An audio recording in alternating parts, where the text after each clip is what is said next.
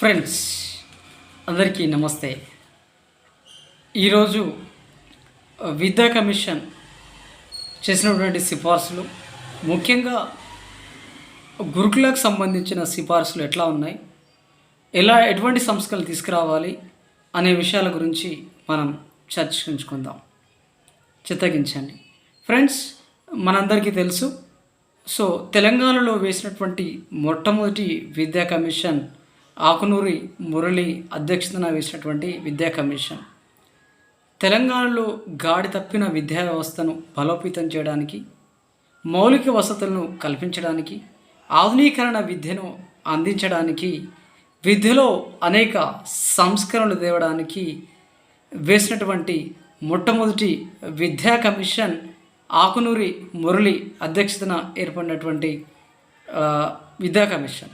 ఈ విద్యా commission September 4 ఒక జీవో తీసుకొచ్చి సెప్టెంబర్ 4, 2024 ఈ విద్యా కమిషన్ ఏర్పాటైంది.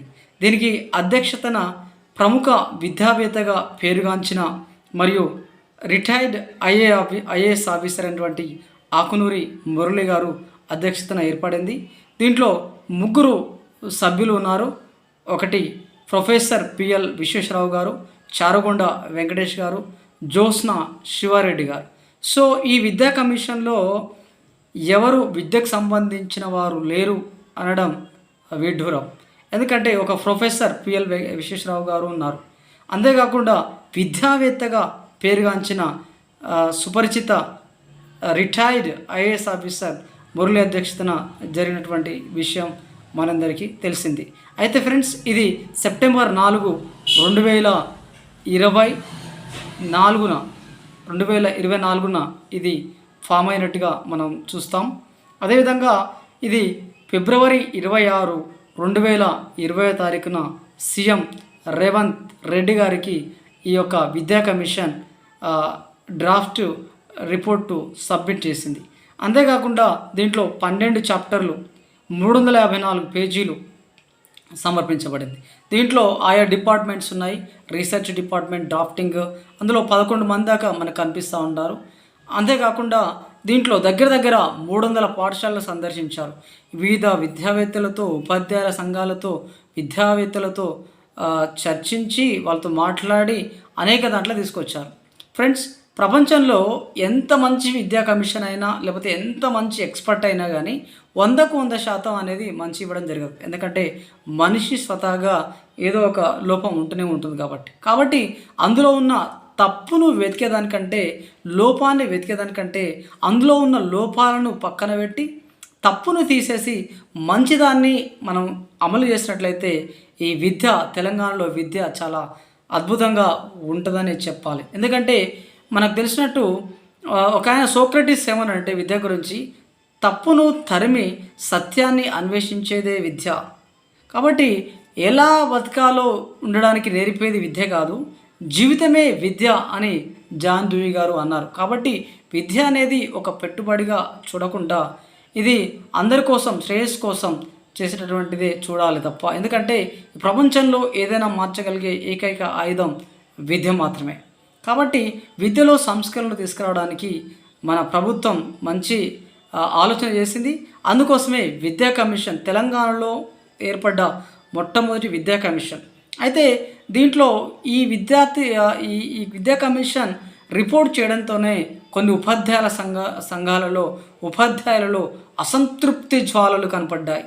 అసంతృప్తి బాగా కనపడేట్టుగా మనం చూస్తాం. ఎందుకంటే అందులో టీచర్లకు ప్రస్తుత మార్కెట్తో పోలిస్తే ఎక్కువ జీతాలు ఉన్నాయి, వారి ప్రావీణ్యతను బట్టి ప్రమోషన్స్ ఇవ్వాలి, కాంట్రాక్ట్ పద్ధతిలో టీచర్లు తీసుకోవాలి అని కొన్ని అంశాలు, వెబ్సైట్ రద్దు చేయాలి అనే కొన్ని అంశాలు తప్ప మిగతా నాకు తెలిసి గురుకుల విషయాల్లో మాత్రం 99% చాలా అద్భుతమైన విశ్లేషణ చేశారు.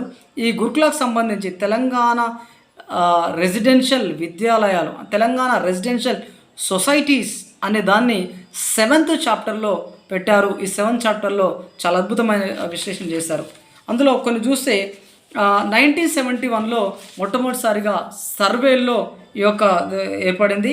అయితే దీంట్లో ముఖ్యంగా 7వ అధ్యాయంలో ఉన్నది ఏం చెప్తున్నానంటే దీని గురించి 7వ అధ్యాయంలో ఎక్కువ ఫలితాలను నాయకులను తయారు చేసే గురుకుల విద్యాలయ సొసైటీ గురించి ప్రస్తావించారు 7th చాప్టర్లో.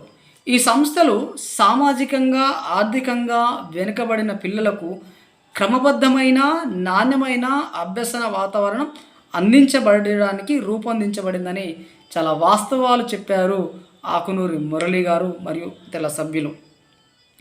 ఇవి విద్యా సంస్థలు భారత్లోని అతిపెద్దవి, బహుశా ప్రపంచంలోనే అతిపెద్దవి అని చెప్పాడు. కాబట్టి ఇంత పెద్ద అయిన ఎక్కువ లీడర్స్ని, ఎక్కువ ఆఫీసర్లను, మంచి లీడర్స్ను సొసైటీకి అందించబడే దానిపైన ఎన్ని సంస్కరణలు, ఎంత విశ్లేషణ, ఎంత మంచిగా చేస్తే బాగుంటుందో మనమే ఆలోచించాలి. కాబట్టి ఇంత ఫలితాలను తీసుకొచ్చినటువంటి వారి గురించి ఎక్కువ పెట్టుబడి పెట్టాలి.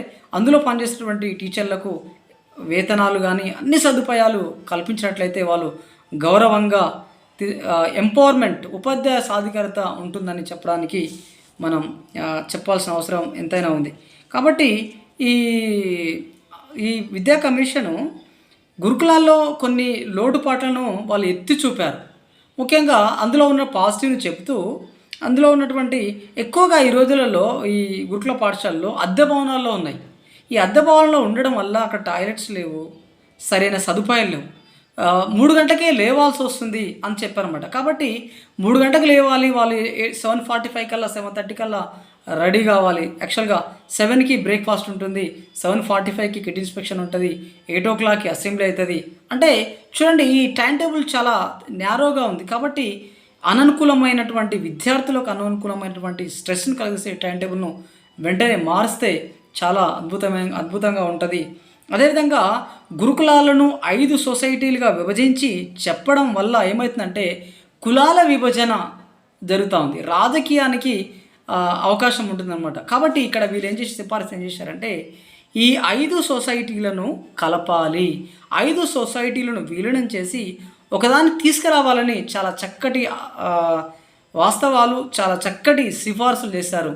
దానికోసం ఏం చెప్పారంటే TSRES తీసుకురావాలని చెప్పనమాట. అంటే ఈ 5 సొసైటీలను విలీనం చేయాలా, వీటన్నిటిని ఒకే గొడుగు కింద ఏకీకృత పాలన నిర్మాణం తీసుకురావాలి అనడానికి కోసం TSRES అంటే ఏంది, Telangana state residential educational society అనే దాన్ని తీసుకురావాలని చెప్పారన్నమాట. దీనికి ఎవరు ఉంటారు మరి ఎవరంటే CEO, చీఫ్ ఎగ్జిక్యూటివ్ ఆఫీసర్. అంటే మన తెలంగాణ స్టేట్లో సీనియర్ IAS ఆఫీసరు అంటే విద్యాశాఖ కార్యదర్శి దీని కింద ఉంటారన్నమాట. కాబట్టి ఈ 5 సొసైటీలుగా ఉంచి కులాల వారిగా విభజించి కులం చిన్నప్పటి నుంచే విద్యార్థి తెలిసే అవకాశం ఉంటుంది. కాబట్టి ఈ 5 సొసైటీలు ఒకే దగ్గర తీసుకొచ్చి జనరల్ రిజర్వేషన్స్ ఇవ్వండి. ఏవైతే తెలంగాణ స్టేట్లో ఇంప్లిమెంట్ అవుతుందో అదే రిజర్వేషన్ కింద దీన్ని తీసుకురావాలని చెప్పిందనమాట. చాలా చక్కటి వాస్తవం. ఇది తీసుకురావాల్సిన ఆవశ్యకత ఎంతైనా ఉంది. ఎందుకంటే కులాలు చిన్నప్పటి నుంచే తెలిసే అవకాశం ఉంటుంది. కాబట్టి దీన్ని తప్పకుండా అందుకని ఎస్ని తీసేసి ట్రస్ అనేది చెప్పడానికి బాగుంది. ట్రస్ అంటే తెలంగాణ రెసిడెన్షియల్ ఎడ్యుకేషన్ సొసైటీ. గురుకులాల్లో చాలా స్ట్రెస్ ఉంది కాబట్టి ట్రస్ అనే దాన్ని తీసుకొచ్చినట్టుగా మనం చెప్పడానికి అవకాశం ఉంది. అందువల్ల ఈ 5 సొసైటీలను ఒకే గొడుగు కింద తీసుకొచ్చి ఏకీకృత పాలన నిర్మాణం ఉండాలి అని చెప్పారనమాట. ఏం చేస్తారు మన ట్రస్ అంటే ఒకే గొడుగు కింద తీసుకొచ్చి కామన్ జాబ్ చార్ట్ని తీసుకొస్తామన్నమాట. ఇప్పుడు మనం చూసినట్లయితే ఒక్కొక్క సొసైటీకి ఒక్కో రకంగా ఉంది. ఫర్ ఎగ్జాంపుల్ మైనార్టీలో నైట్ కేర్ చేస్తే ఎర్లీ మార్నింగ్ వెళ్ళిపోవచ్చు. వాళ్ళ టైం టేబుల్ కూడా అడ్జస్ట్ అయిపోయింది 9 to 4:30. కాబట్టి ఈ ఒక్కొక్క సొసైటీకి ఒక్కొక్క రకంగా ఉంది. అదే బీసీలో చూసినట్లయితే 7:45 నుంచి 4:30. కాబట్టి టైం అనుకూలంగా లేదు. ఒక్కొక్క సొసైటీకి ఒక్కొక్క జాబ్ చార్ట్ ఉంది. కాబట్టి వీటన్నిటిని కామన్గా తీసుకురావాలి. సో ఈరోజు గురుకులలో ఉన్నటువంటి ఉపాధ్యాయ టీచర్లందరూ కానీ, గురుకులలో ఉన్నటువంటి సంఘాలు కానీ అందరూ చెప్పేందంటే ఏకీకృత పాలన నిర్మాణం ఒకే గొడుగు కింద కామన్ డైరెక్టరేట్ అనే దాని కింద తీసుకొచ్చి కామన్ జాబ్ చార్ట్ ఉండాలని చెప్తున్నారు. కాబట్టి విద్యా కమిషన్ మంచి సిఫార్సు చేసింది. దయచేసి ఈ విద్యా కమిషన్ చేసిన ఈ సిఫార్సును తప్పకుండా అమలు చేయాలి. అంతేకాకుండా ఇంకేం చెప్పారంటే కాబట్టి దీంట్లో తగిన టాయిలెట్స్ లేవని చెప్పారు, మౌలిక సదుపాయాలు లేవని చెప్పారు, అద్దె భవనాల కింద ఉన్నాయని చెప్పారు. కాబట్టి మంచి బిల్డింగ్స్ను తీసుకొచ్చినట్లయితే చాలా చక్కగా ఉంటుంది. అంతేకాకుండా ఉపాధ్యాయులకు బోధనతో పాటు వార్డెన్ బాధ్యతలు కొనుగోలు, రాత్రి పర్యవేక్షణ వంటి పనులు అప్పగించడం వల్ల బోధన నాణ్యత దెబ్బతింటుంది. యాక్సెప్ట్ ఆకునూరి మురళి సార్, నిజంగా మీరు చాలా గ్రౌండ్ లెవెల్లో వెళ్ళి దీన్ని తీసుకొచ్చినట్టుగా మాకు కనిపిస్తూ ఉంది. టీచర్కి, గురుకులాల్లో ఉన్న టీచర్లకి ఎంత స్ట్రెస్ అండి. 18 రిజిస్టర్లు, ఎన్ని పనులు అంటే అన్ని పనులు చేయాలి. నిజానికి ఆర్టీ 2009 సెక్షన్ 27 ప్రకారంగా ఏ ఒక్క teacher is for teaching. Teacher బోధన కొరకే కానీ ఇతర పనులు చేయడానికి కాదు. ఇతర పనులు చేయొద్దని ఆర్టీ 2009 క్లియర్గా చెప్పిందనమాట. కాబట్టి వీటిని మనం స్వాగతించాల్సినటువంటి సందర్భం. తప్పకుండా ఏవైతే టీచర్ ఇంకా చాలా పనులు ఉన్నాయండి, అందులో మనం చేసాం కాబట్టి మనకు తెలుస్తుంది. నిజంగా నేను చెప్తా ఉన్నాను, ఒకవేళ స్టూడెంట్ ఆబ్సెంట్ అయితే టీచర్ యాక్ట్ యాజ్ ఏ టెలికాలర్, వాడికి ఫోన్ చేయాలి, రమ్మని చెప్పాలా.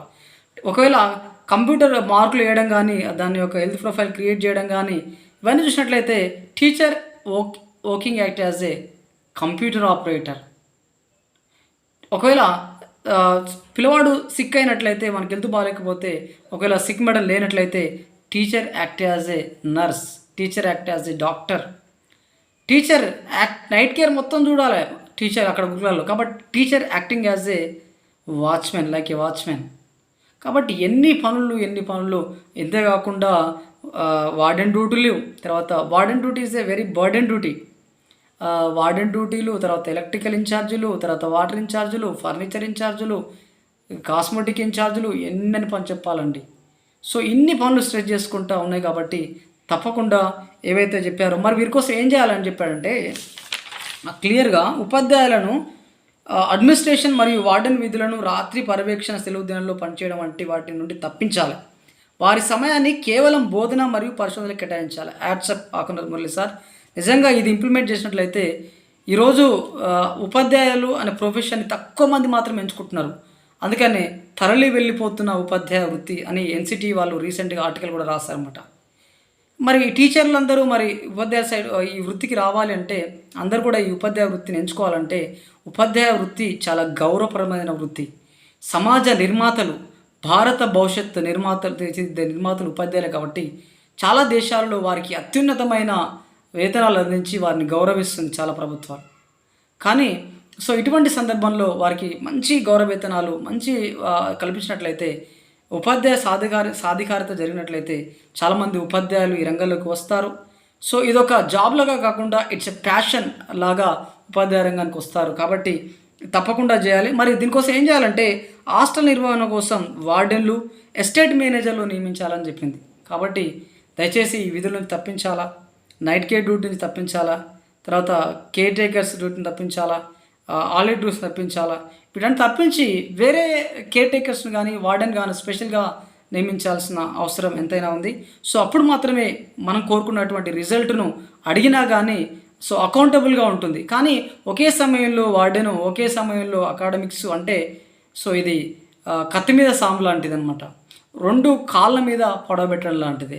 ఇటు హాస్టల్ డ్యూటీ సరిగా నిర్వర్తించలేక, ఇటు అకాడమిక్స్ చెప్పలేక అకాడమిక్స్ దెబ్బతినే అవకాశం ఉంది. నిజం చెప్తున్నా, ఒక్కసారి కనుక అతనికి వార్డెన్ డ్యూటీ చేసినంటే చదువు ఆ సంవత్సరం మొత్తం మర్చిపోవాలంటే ఒక్కసారి వార్డెన్ డ్యూటీ సరిపోతుంది. నిజంగా ఇంత స్ట్రెస్ ఉందన్నమాట. కాబట్టి ఏవైతే చెప్పారో ఆకునూరి మురళి అండ్ విద్యా కమిషన్, దీన్ని తప్పకుండా పాటించాల్సిన అవసరత ఎంతైనా ఉంది. మరియు ఈ గురుకుల 5 సొసైటీలను ఒకే గోడ కిందకి వీళ్ళని చేస్తున్నటువంటి ఆవశ్యకత ఎంతైనా ఉంది. కాబట్టి ఈరోజు ఇంకా ఉపాధ్యాయులు, గురుకులలో ఉన్నటువంటి టీచర్లకు చాలా ఎక్కువ పని, తక్కువ సదుపాయాలు.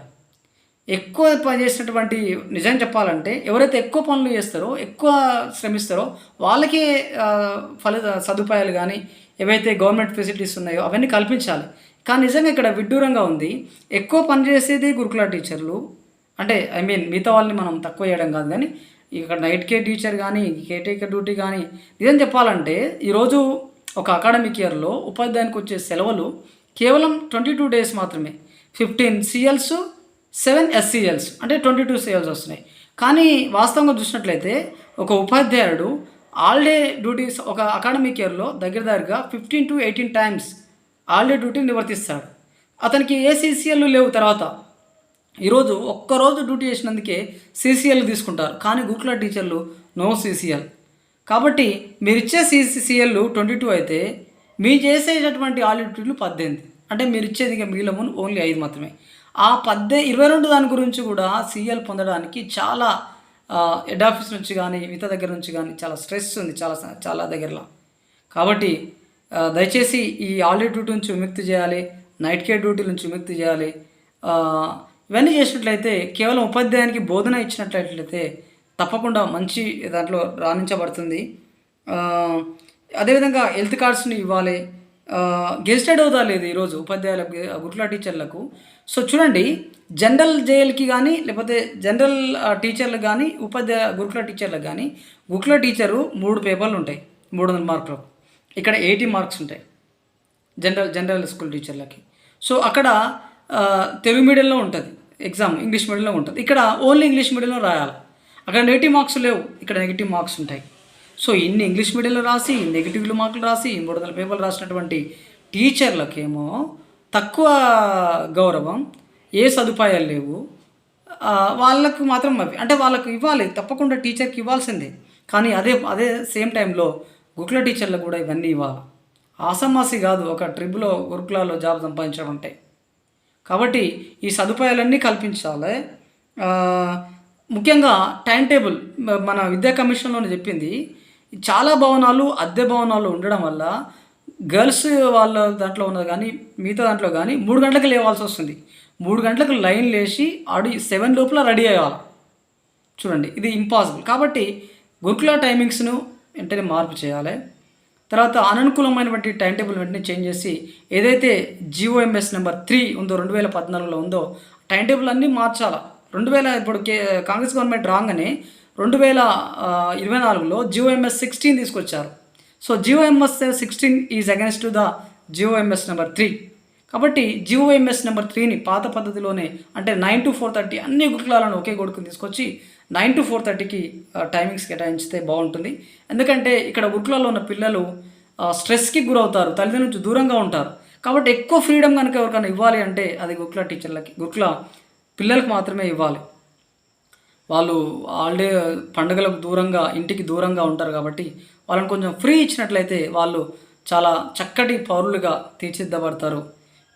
అందువల్ల ఇంకా 2వ శనివారం లీవ్స్ లేవు, ఇట్లాంటి చాలా ఉన్నాయి. కాబట్టి ఏవైతే విద్యా కమిషన్ ముఖ్యంగా ఈ 5 సొసైటీలను ఒకే గొడుగు కింద తీసుకొచ్చి ఏకీకృత పాలన నిర్మాణం చేయనట్లయితే కామన్ జాబ్ చార్ట్ తయారు చేసి ఏవైతే జనరల్ టీచర్లు అంటే ప్రభుత్వ టీచర్లు జడిపి గవర్నమెంట్ స్కూల్లో అయితే ఏవైతే ఫెసిలిటీస్ ఉన్నాయో అవే ఫెసిలిటీస్ని గురుకుల టీచర్లకు కూడా ఇచ్చినట్లయితే గురుకుల టీచర్లలో మంచి అక్కడే ఉంటారు కాబట్టి మంచి రిజల్ట్ తీసుకొచ్చి సమాజానికి ఏ రోజైతే 1971లో ఉన్నటువంటి సర్వేలు గురుకుల ద్వారా ఈరోజు చీఫ్ సెక్రటరీగా ఉన్నటువంటి రామకృష్ణారావు గారు కానీ, తర్వాత బుర్రా వెంకటేశం గారు కానీ, ఈరోజు MJPTB సెక్రటరీగా ఉన్నటువంటి సైల్ సార్ లాంటి వాళ్ళు మళ్ళీ తయారు కావాలంటే ఉపాధ్యాయులు ఆ రోజుల్లో ఉన్నటువంటి సిస్టమ్ వేరే. ఆ రోజుతోటి ఈ రోజుతో పోల్చుకోవద్దు, అది ఎప్పటిదో ఉన్నది.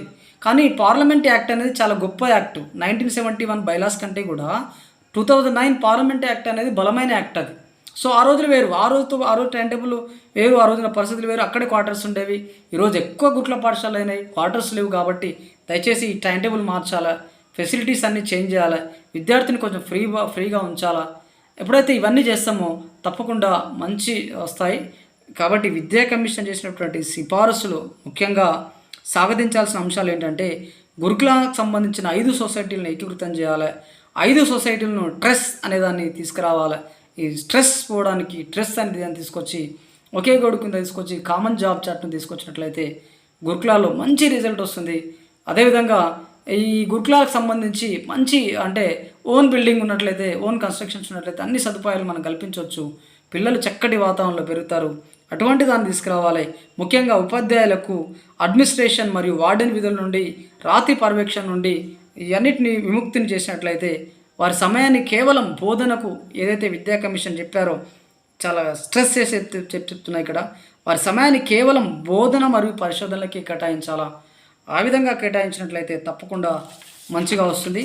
సో జీవించడమే విద్య అని ఏదైతే జీవితమే విద్య అని జాన్ డూయి గారు అన్నారో, ప్రపంచాన్ని మార్చే ఆయుధం విద్యే. కాబట్టి సో ఈ విద్యా కమిషన్ చేసిన సిఫారసు గురుకులకు చాలా స్వాగతించాల్సినటువంటి అంశం. చాలా అభినందించేటువంటి అంశం. కాబట్టి వెంటనే ఈ యొక్క సొసైటీ గురుకులకు సంబంధించినటువంటి వారి విషయంలో మళ్ళీ ఒకసారి సంప్రదించి అందులో ఉన్న మంచిని తీసి ఇంప్లిమెంట్ చేసినట్లయితే తెలంగాణలో గురుకులాల సంస్థలు చాలా అన్ని దానికంటే కూడా గొప్పగా ఉంటాయి, తయారవుతాయి. కాబట్టి ముఖ్యంగా అక్కడ ఉన్నటువంటి గురుకుల టీచర్లకు ఎటువంటి స్ట్రెస్ లేకుండా గురుకులాలో చేస్తే జాబ్ గురుకులాలో చేయాలి అన్నట్టుగా గవర్నమెంట్ కనుక తీసుకొచ్చి 01/010 కింద జీతాలు, తర్వాత హెల్త్ కార్డ్స్, గెజిటెడ్ హోదా కల్పించి గౌరవం కల్పించినట్లయితే పిల్లలకు కూడా టైం టేబుల్ సవరించి వాళ్ళ దగ్గర నుంచి కూడా కొన్ని లోటుపాట్లను వాళ్ళ దగ్గర నుంచి ఫీడ్బ్యాక్ తీసుకున్నట్లయితే ఫీడ్బ్యాక్ తీసుకొని అన్నిటిని ఇంప్లిమెంట్ చేసినట్లయితే విద్యా కమిషన్ సిఫార్సుతో పాటు గురుకుల ఉపాధ్యాయుల వాయిస్ను కూడా తీసుకొని వీటన్నిటిని మనం ఇంప్లిమెంట్ చేసినట్లయితే విద్యా వ్యవస్థ, ముఖ్యంగా గురుకుల విద్యా వ్యవస్థ ఆ రోజు ఏ విధంగా అయితే ఐఏఎస్ ఆఫీసర్లను, పోలీస్ ఆఫీసర్లను, అనేక మంది ఆఫీసర్లను సమాజానికి ఇచ్చామో మళ్ళీ అదేవిధంగా ఇవ్వడానికి అవకాశం ఉంటుంది. సో ఈ రీతిగా అన్నీ జరపాలని, ఈ రీతిగా సిఫార్సులను ఇంప్లిమెంట్ చేయాలని, ఈ రీతిగా పాటిస్తే తప్పకుండా గురుకుల స్కూల్స్ కానీ అందులో ఉన్నటువంటి గురుకులాలో ముఖ్యంగా పిల్లలకు మాత్రమే ఇంపార్టెన్స్ ఇస్తున్నారు. అదేవిధంగా పిల్లలకి ఇవ్వాలి, అందులో పనిచేసేటువంటి ఉపాధ్యాయుల సంరక్షణ బాధ్యత కూడా ప్రభుత్వంపై ఉంది కాబట్టి, అధికారులపై ఉంది కాబట్టి ఈ రీతిగా సంస్కరణ తీసుకొచ్చి గురుకులాలను సిఫారసులు అన్నింటినీ ఇంప్లిమెంట్ చేస్తారని, మంచి ఇంప్లిమెంట్ తీసుకొచ్చి త్వరగా ఇవన్నీ ఇంప్లిమెంట్ చేస్తారని ఆశిస్తూ ముగిస్తా ఉన్నాను. Thank you so much. జై హింద్, జై తెలంగాణ.